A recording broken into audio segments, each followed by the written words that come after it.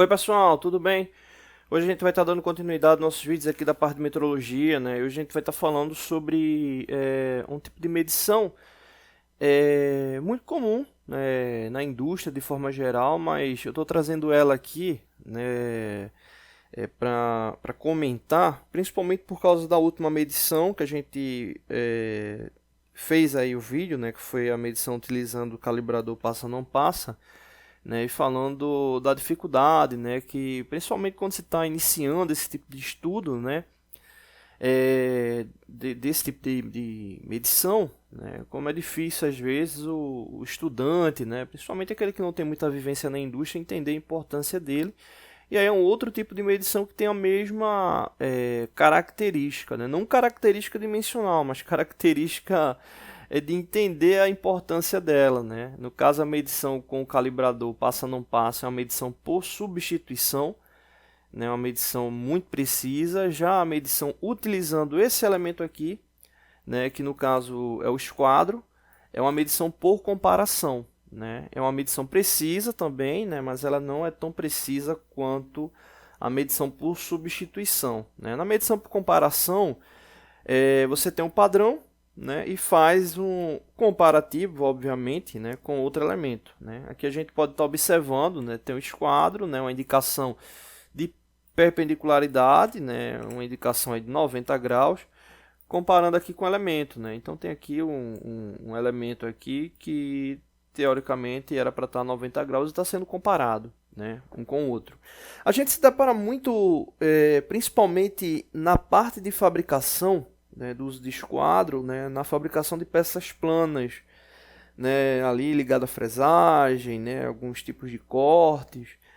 E os estudantes eles têm eu pelo menos eu percebo, né, uma dificuldade grande, né, nesse contraste inicial do uso do esquadro. E essa dificuldade ela vem justamente de não ter um valor, né? Porque quando você faz uma medição com esquadro, né, o que é muito comum, esquadro de base biselada, né, que é aquele o qual uma das arestas, né, ela tem uma incidência de ângulo, né, até para facilitar ali o contato da peça, né, por não ter um valor, né, não ter simplesmente um valor específico, né. Já veio muito estudante, professor, é melhor fazer esse tipo de medição com o goniômetro, né, é um goniômetro simples ali para fazer uma verificação, né.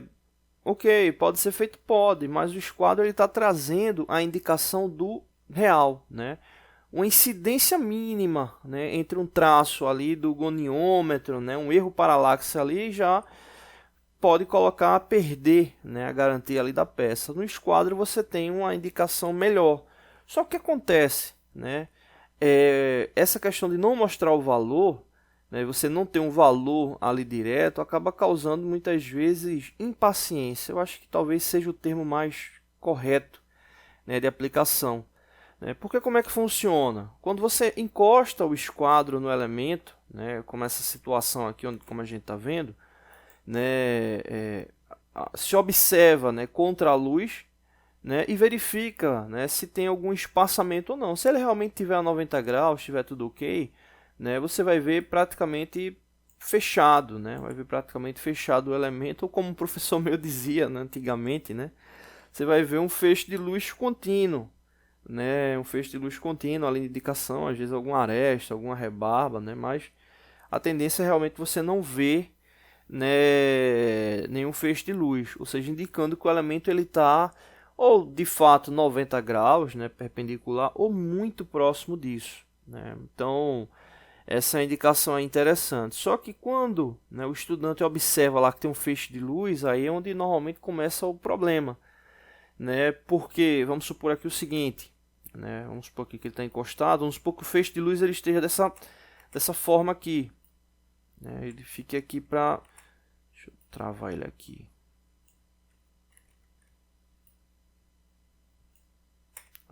Quer travar? Pronto, que ele fique dessa forma.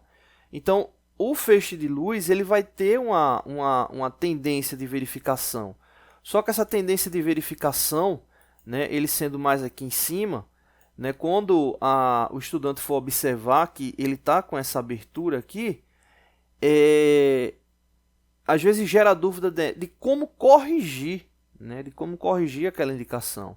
Ou seja, deixa eu ampliar aqui mais, ampliar aqui bastante aqui, pronto, vamos supor que a abertura está aqui nesse ponto. Ou seja, se a abertura está aqui nesse ponto, muitos estudantes acabam achando que essa parte que está com a abertura é a parte que tem que ser trabalhada. Só que muito pelo contrário, a parte que está tocando é a parte que tem que ser trabalhada. Por quê? Se essa parte aqui já está afastada, significa que o valor está menor do que o indicado. Se você continuar, exemplo, fresando, né, essa parte aqui, cada vez mais ela vai aumentar. Né? Então não é o correto. O correto é justamente incidir sobre o ponto onde ele está tocando. Que o objetivo nesse caso é ficar uniforme essa linha. Né? E por mais que pareça simples, né, na explicação, na prática gera muita confusão, né? Como eu disse, principalmente no início de contato com esse tipo de instrumento. Né?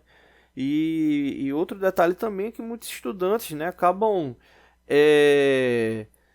não acreditando, não sei se seria o termo melhor, não acreditando, né? Mas às vezes até pensando que, poxa, a tecnologia evoluiu tanto, né? Então por que utilizar um instrumento como esse para fazer uma verificação? Né? Não dá para utilizar outro tipo de parâmetro, né?